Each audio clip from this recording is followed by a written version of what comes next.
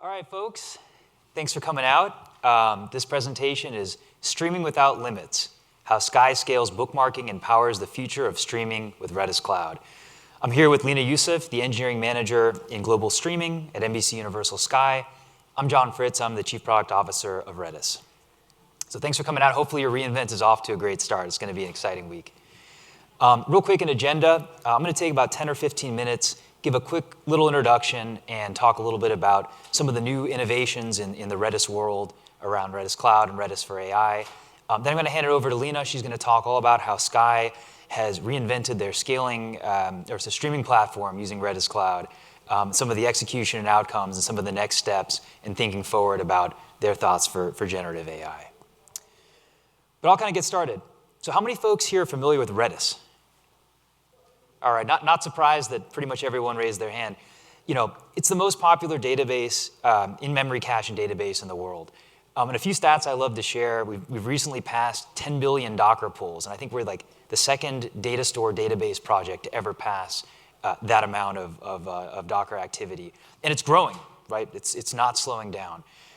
We also have a couple of other sort of facts I'd like to share. In the Stack Overflow survey, the most loved non-relational database, I think we're just behind sort of out of a whole database ranking Postgres, and recently voted the most used data management tool for agents in generative AI as well, sort of speaking to the ubiquitous nature of Redis as an AI building block. And with that, I wanted to also share that Redis 8.4 recently just released in open source and will be available in our cloud product and enterprise software soon, is the fastest Redis ever.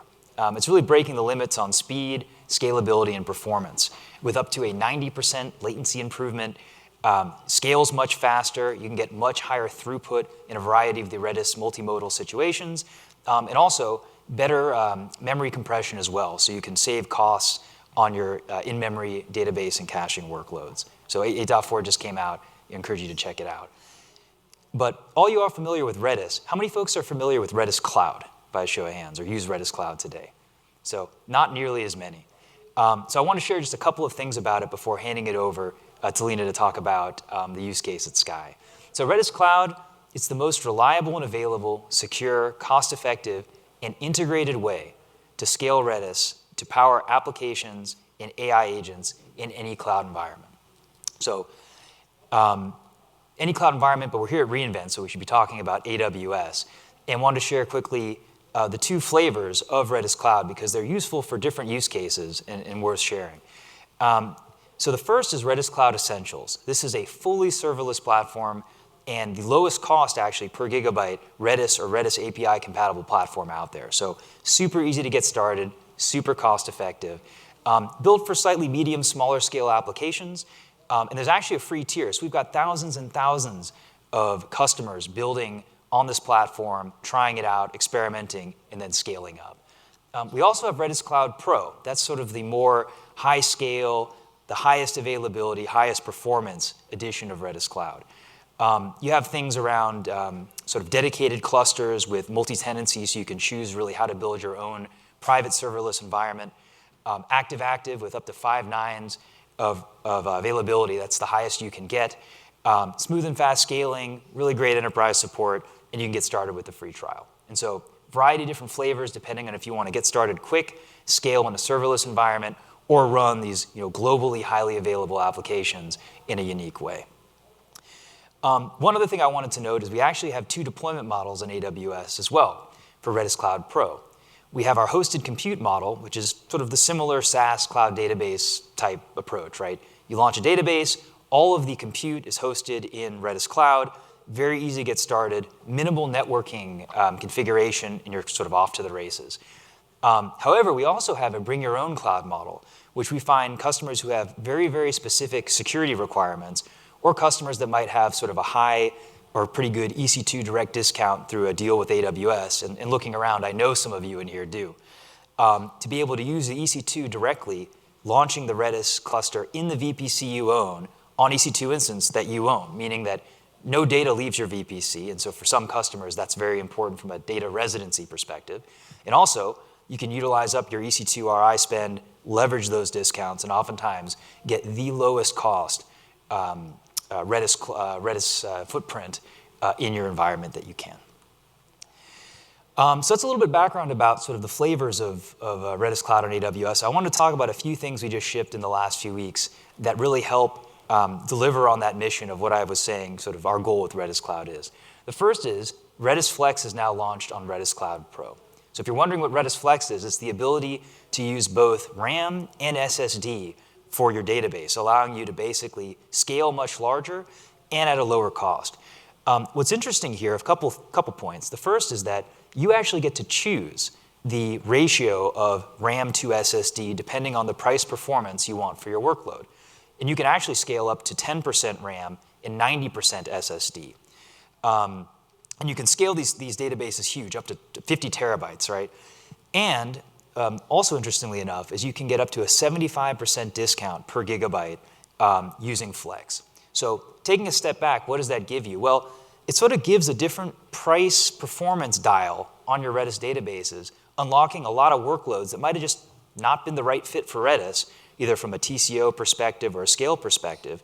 Now you can run those on Redis in a cost-effective way, in an easy way to scale. And for many workloads, the performance impact is actually not that much, right? If you think about it, if most of your reads are from a smaller set of data, but you want your long tail, this is actually very common, so like a feature store use case, some other use cases as well, the performance hit is actually not a whole lot, but you get these massive cost savings. And so Flex on Cloud Pro, check it out, it's available now.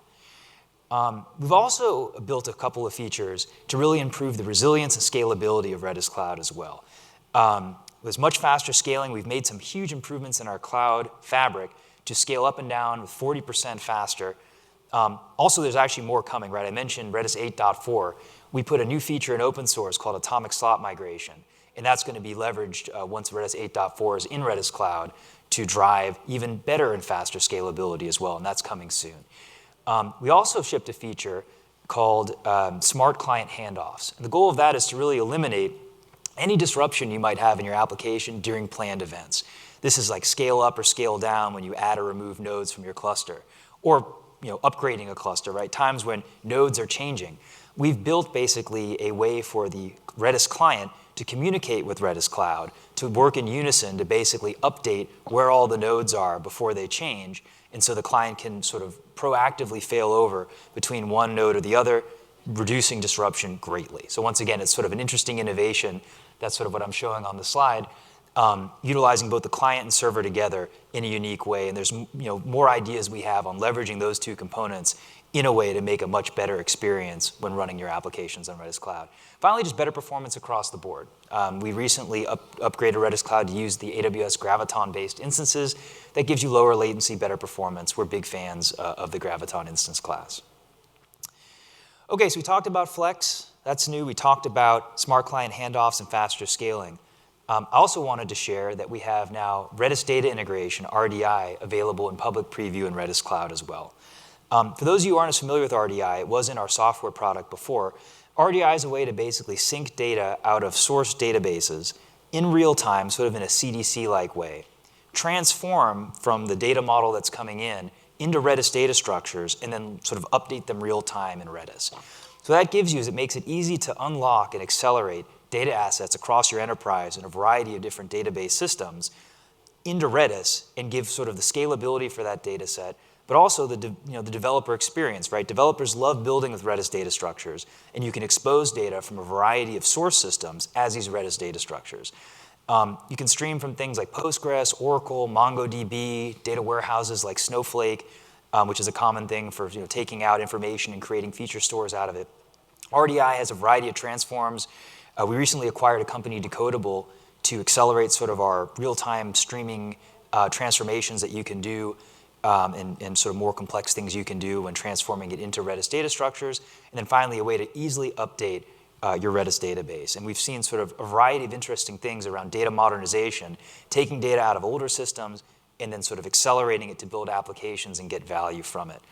But besides overall data modernization, you can also use RDI to just modernize your cache. That the cache-aside architecture can be a little bit brittle. Dealing with cache and validation can be annoying.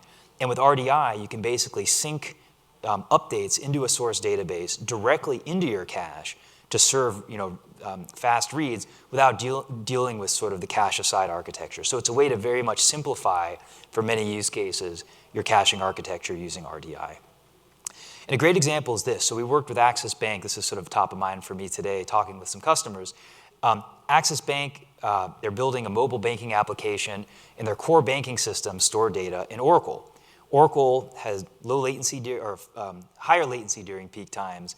You couldn't really sort of max out the throughput.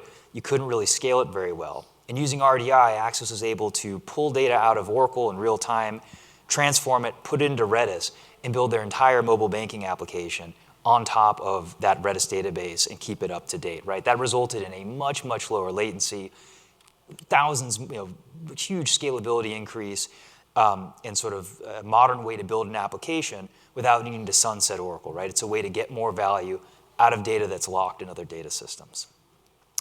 Okay, so moving from RDI, I wanted to have a quick note on what Redis is doing in the generative AI space. Obviously, that is what everyone is talking about for the last couple of years and current, right? This conference is no exception. And people build with Redis, GenAI apps on Redis daily. And it makes sense, right? In the same way that Redis is sort of the thing that you use when you scale out your mobile application, your web application. GenAI applications have a lot of the same needs, and it's sort of logical that you'd use Redis for a lot of those same things. Redis is fast. For Redis's semantic search-like applications, it has high accuracy, and Redis is integrated, right? We've got over 30 plus of the top AI building frameworks, plus a variety of other tools that you use when building apps as well, and Redis is integrated with all of those things. And customers ranging from OpenAI, Relevance AI, Superlinked, Raymond James, they're all using these Redis technology to make their generative AI apps fast in performance and low cost. And this slide sort of shows really the versatility of Redis in the GenAI stack. There's a ton of icons here, but I will call out a few things. And actually, you can use Redis for all of these layers, things like Redis Flex for long-term storage, RDI as the data pipeline, or a variety of other things that Redis integrates, ranging from Snowflake or Databricks, a variety of database services in all the hyperscalers, using a variety of data pipeline tools to get data in. But the key is the working memory layer, that fast data layer for agents. That's Redis, right? And Redis Vector Search, which is a way to obviously use semantic search at scale with very high performance. And the Redis engine in general can back a variety of these different GenAI apps you might build. And then there's integrations with tools LLMs. Redis VL is very, very popular. Semantic caching with lane cache. A variety of other Redis tools to really integrate Redis with the way you build for GenAI, alongside integrations with a variety of other tools as well, right? And this is all sort of there and rapidly developed and hugely important for our team to serve the GenAI world in the same way that we're serving the web app, mobile app world. I want to call out one specific thing we're working on, Redis Lane Cache, which is our semantic caching product, uses Redis under the hood, but has a variety of services that make it very, very easy to sort of build semantic caching. There's a bunch of things besides the actual cache and vector search to really build a great semantic caching solution. If you're not familiar with semantic caching, it's basically some of the similar idea of what caching is with a database. Instead of hitting an LLM for everything, let's say you have a chatbot and you're hitting the LLM for all of the responses, oftentimes you're going to have many customers asking the same thing, and if you could cache that response that you get back from an LLM, it would be cheaper. You wouldn't have to go hit the LLM again, and faster. For anyone who's built with LLMs, they know that the latency is not as fast as a lot of other data or AI products. And so with Lane Cache, we've seen customers get up to 15 times faster performance than calling an LLM, and up to 90% lower cost, depending how you structure the cache, because you're not hitting the LLM as often. So once again, this is something that you think about when productionizing your GenAI systems is at some point you're going to need to think about performance and lower cost. And here's an example, right? It's not just sort of an abstract idea. Performance does matter. We worked with Asurion, who has a customer service application. They built their semantic cache and optimized it so that a high percentage of asks were served out of the cache. This improved their response times by over 50%, resulting in a 4 times higher engagement on their websites, right? Performance, when thinking about this stuff, makes a huge difference. And we're seeing semantic caching now that a lot of these generative AI apps are moving towards production, becoming just a critical part of the GenAI stack. So before I hand it over to Lena, one more point I wanted to make, which was, we're at an AWS conference. We all love the cloud. We all love AWS.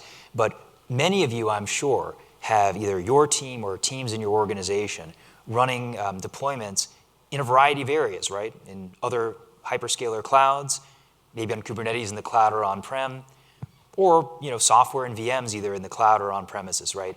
Enterprises today usually don't just run in one place. And with Redis, you can really run Redis, an enterprise-grade supported Redis, anywhere. In any major cloud, we support Kubernetes for a variety of major cloud service Kubernetes providers or Kubernetes in general, wherever. OpenShift, we support it. And software as well, we support. And one thing that I found when talking to customers, especially enterprise customers, is they care about consolidating their engine, so there's sort of one standard way to deploy, and they appreciate the fact that they can sort of deploy the best-in-class, fastest engine with all these different capabilities across GenAI, caching, NoSQL, wherever they want, with the same group. And so we can offer that. But with that, I'll hand it over to Lena, who will get more into how all this technology is used at Sky to reinvent their streaming platform and their future with generative AI.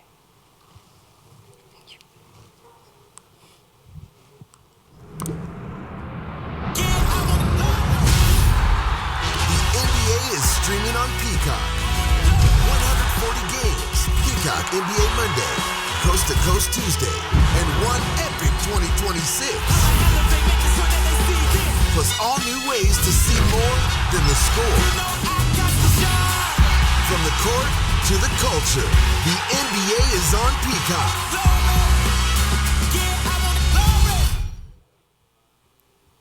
Thank you, John. I hope you enjoyed that short video showcasing our partnership with NBA on Peacock. So let me give you a bit of an overview about global streaming and who we are. So we have over 41 million customers here in the US alone for Peacock. And we consider ourselves as leader in the live sports streaming. To give you a bit of a scale, in 2024, we had streaming record with the NFL Wild Card game, and we encountered over 30% of the internet of the US, which was, at the time, a record. So global streaming technology is truly a global department.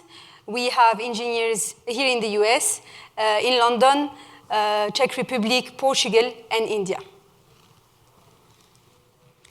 So let me give you an overview about bookmarking, which is one of the use cases we used Redis Cloud, and it was our first application to integrate Redis Enterprise. So what's bookmarking? I guess all of you here have been using it on a day-to-day during your streaming experience. So basically, you'll be watching an episode on Love Island, for example, and you will want to pause to grab a cup of coffee or, let's say, go back to work. So that's basically bookmarking. So that's available, as you know, on all platforms such as Peacock, Netflix, or, God forbid, Amazon Prime. So as you can imagine, we get millions of people watching every day. And in the number of bookmarking we're saving, it's also a million, and that's the scale we are handling every day. So bookmarking is feeding as well on another important feature, which is continue watching. It's also continue watching the rail that you can see on the right. It shows you all the content you've started but haven't completed it. So it appears in multiple contexts. So on the left, you will see the Yellowstone series page where you would have saved all your bookmarks and you will continue watching where you left it off. But on the right, you will see that the continue watching section homepage will have all your series such as Yellowstone, Love Island, and How to Train Your Dragon, which you didn't continue or finish. And it will also show you any returning series or episodes. Now that sounds like quite a simple feature, but actually the complexity lies into the scale. So the technical challenge here is to maintain the state and the consistent state of saving the bookmarks, the low latency, and the cadence of saving a bookmark. So every minute, you have millions of writes, and every page load, you will have potentially millions of reads for the bookmarks. So what can you do when your largest database is too costly to run and manage?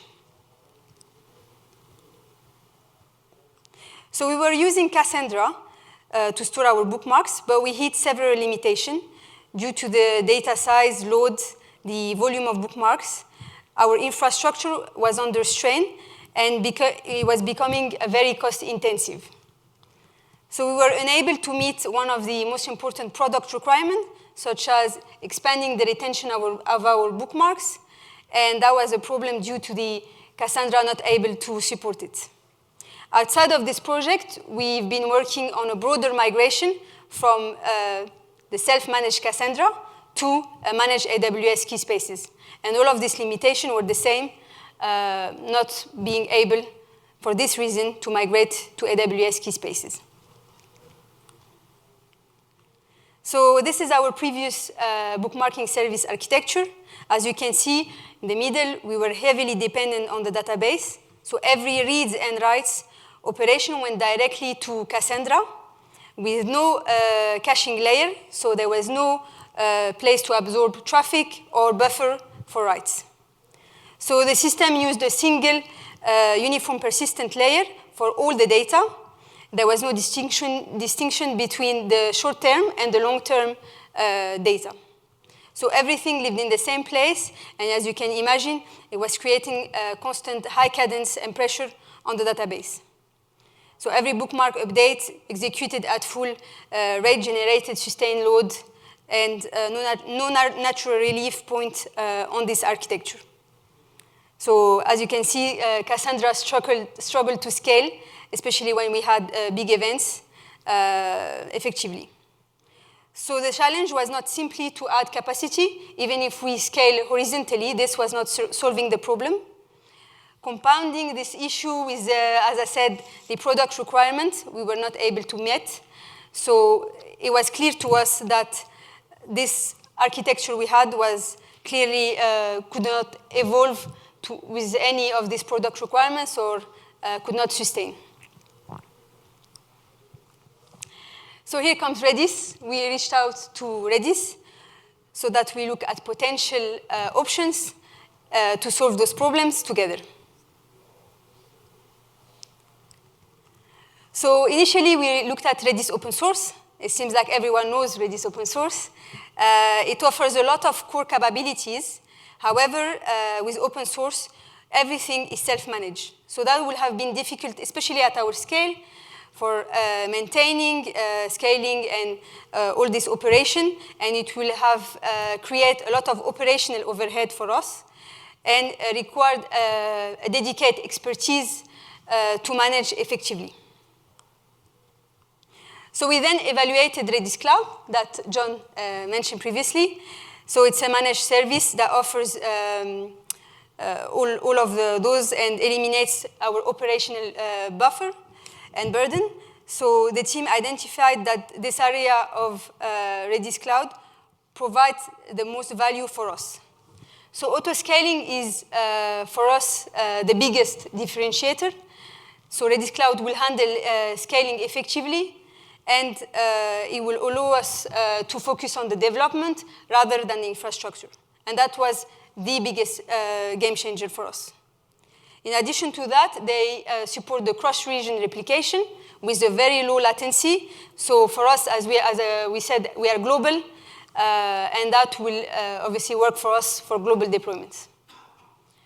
And we also have, as a feature provided by Redis Cloud, a 2-second flash to disk capability that ensure data durability. And obviously, if we had to use self-managed Redis, it would have been very difficult to maintain. Another aspect of the Redis Cloud is the number of modern data structures they support. So we explored hash, JSON, string, sorted set. We end up choosing string and sorted set, but all of those models they offer worked very well for our business and allow us to save massive costs.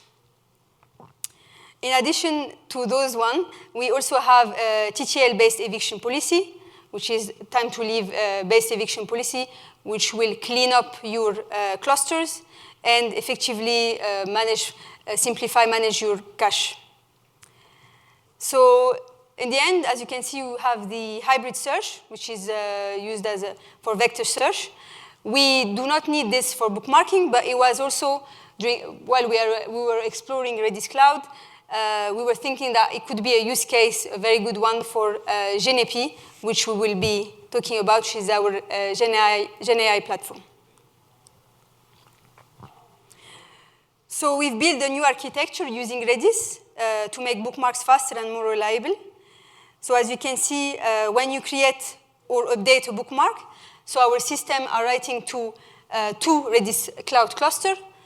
The first one is a string, and the second one is a sorted set, which I will be explaining further in the next slides. So that separates service that you can see below, which we call BMS, the bookmarking service cache right behind, will save the bookmarks to long-term data storage, which will be AWS Keyspaces we are currently migrating, once they are enough mature. And also, when you need a bookmark, in terms of bookmarking reading, our system will check both Redis and our long storage in parallel, and will fetch the most recent bookmark. So bookmarks now stay in Redis for at least 10 minutes before they go to the long-term storage. And instead of writing to Cassandra constantly, this separation of hot data, so basically what you need the most, and the cold data, which is the historic bookmarks, improves the performance and reduce massively the cost. So Redis acts as a cache in the middle of our infrastructure. It's a design to cache data for the bookmarking reader, while also finding a way to persist data for long-term storage. So we architected Redis with two different data structures. The first one is the string cluster and the sorted set data structure. So the string data structure supports heavy writes. So the writes happening at the same cadence of the current as soon as we receive the bookmark.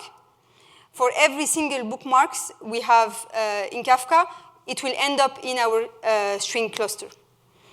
So the aim of the string cluster is to deduplicate the data. If we have a new bookmark for the same user for the same content, we simply update the string position of that bookmark. So this is essentially a cache accumulating all the data.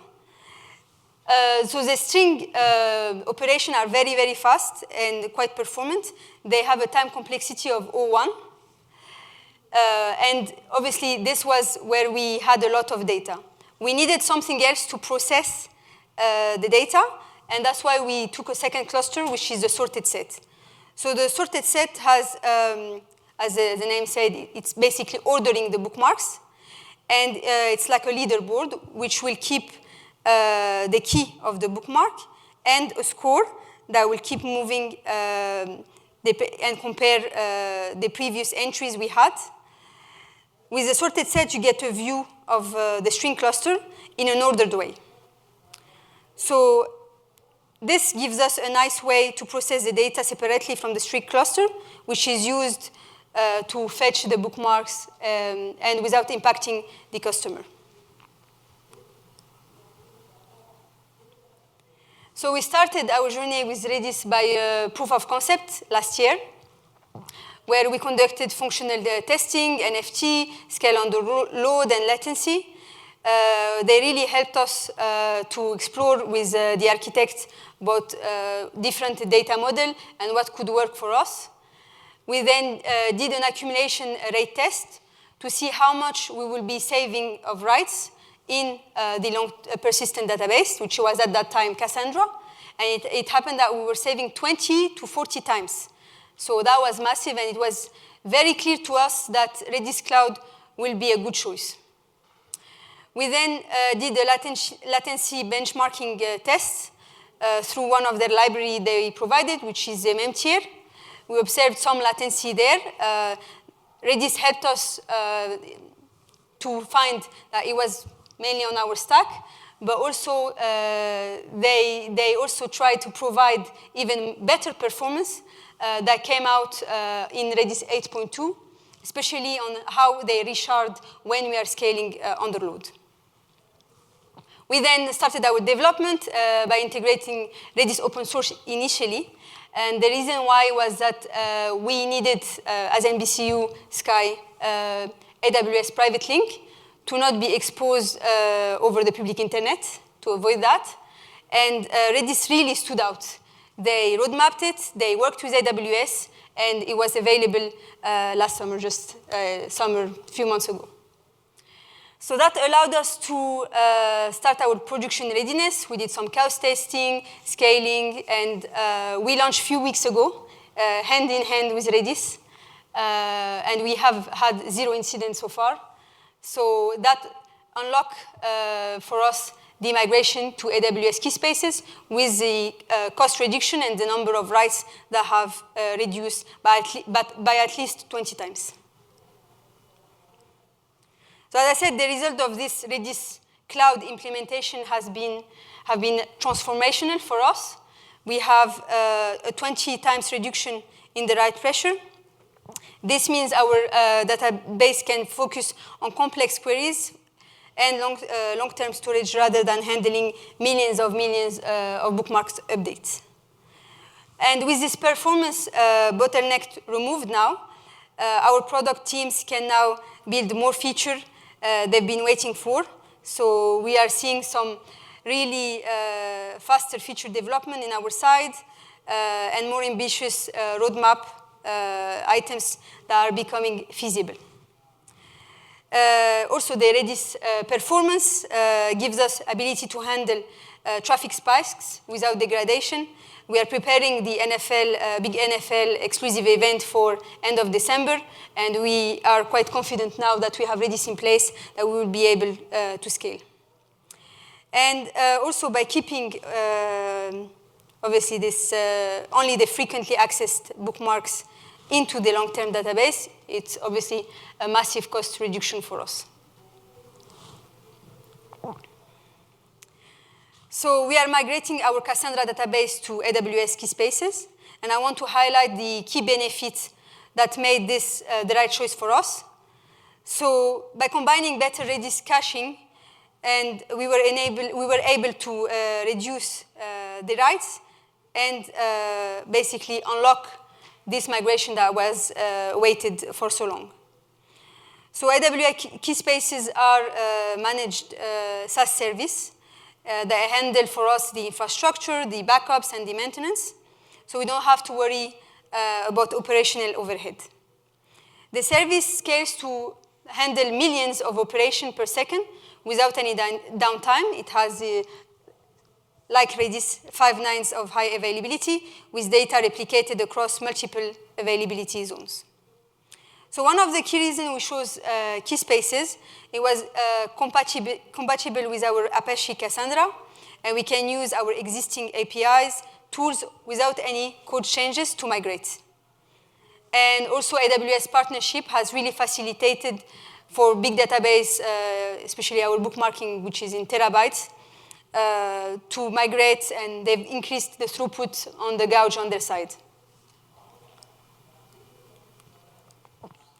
So beyond our existing bookmarking, we are actively exploring and working on several additional Redis use cases across NBCU Sky. So these, the first two, concurrency management and Genapi, are the areas I will be talking you through.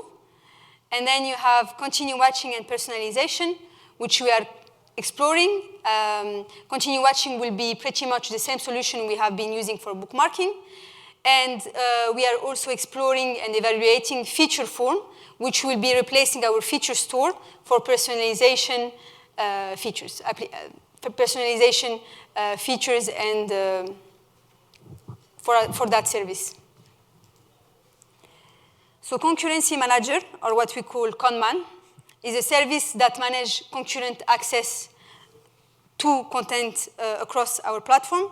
It basically controls how many simultaneous streams a user can have active at the same time. So for example, you are watching NFL or NBA in one device, and Conman tracks this stream and enforces you to not have multiple streams on other devices. And that depends, obviously, on your subscription. So in the current architecture, Conman is deployed across multiple regions. So here you can see region 1 and region 2. And each of them are connected to a separate DB. So the change we are going to do very soon is to integrate Redis Cloud with private link, similarly to what we did with bookmarking. And this will obviously make it definitely more secure, but also Redis Cloud provides cross-region replication, so it would work for us perfectly. We are also evaluating Redis Flex, which obviously is an optimized storage tier, since Conman has a very small time to live, or retention, so that would work probably better in terms of cost. So I will talk about the Genapi, which is our multi-purpose GenAI platform that supports development and production workloads. So it's an in-house solution that is vendor agnostic and cloud provider agnostic. That means that we are not tied up to any AI vendor or cloud provider. And it seeks to eventually facilitate to our team, to all our team, to create their own AI solution and development. It provides guard relays and governance as well as security. So as you can see on the left side, you have our tenants, which are basically our team's application that use Genapi, that go through Genapi before accessing AI models. And that obviously provides for us standardization, security, but also cost tracking. So let me take you through Genapi and how it works and how Redis and AWS come into the architecture. So on the left, you have all our tenants, which are 3 types. The workflows, which are consecutive AI requests. And you have the chains, which are connected sequence of AI, where the output of one will feed the input of the other. And you have the agents. So they go all through Genapi, which is, as I said, the in-house product that we have done. It has an AI gateway that facilitates the authorization and the authentication. And then the orchestrator, which is basically the brain that connects to all the other components, and the LLM adapter. So above Genapi, you can see we have semantic cache, and we have chosen to take Redis lang cache, which is basically a semantic cache as a service. And it's quite performant and one of the fastest, to be honest. Then if basically the tenant send a request, Genapi will go to the lang cache. If there is a miss within that lang cache, we are going to the RAG. We are currently using AWS Kendra for the search and the AWS knowledge base, which is a RAG as a service. And those will go to the vector database. We are also using AWS OpenSearch and Redis.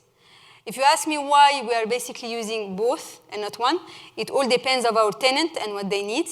So the tenant control the RAG. They also feed it with their requests, the embedding models, their document. So depending on what they want, we will choose either OpenSearch or Redis. So Redis is very fast compared to OpenSearch. We're speaking about milliseconds.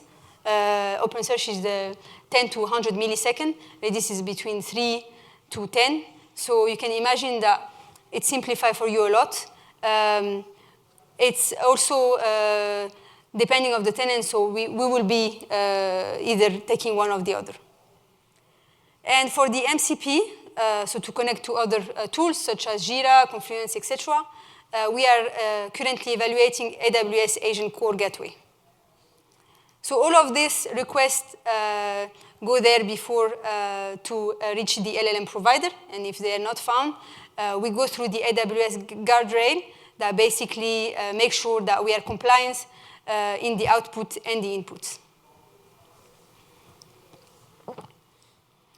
So we have been building better together. I've started with the Redis community because this is where we started as a POC, and maybe many of you know it. So this is especially for Redis open source, where you can find information. We use the memchair, as I said, for the latency benchmarking.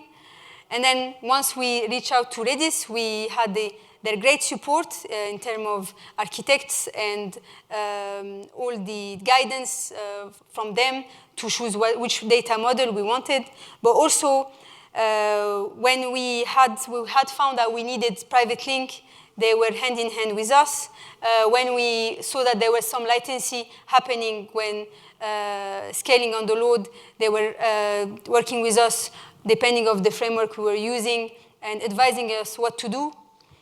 And especially when we had a date to release, they were sitting next to us in the office, making sure that everything went well.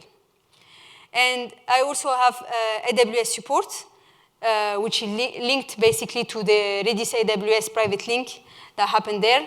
So Redis really worked with AWS to provide this for us as soon as possible. And finally, the AWS marketplace that we have been able to access and procure Redis Cloud through them. And it simplified us, obviously, the billing, etc., and made that purchase very fast. Okay. Well, hey, thanks all for coming. Have a great rest of the conference, and I appreciate taking the time to come and come to our session. Thank you. Thank you for having me.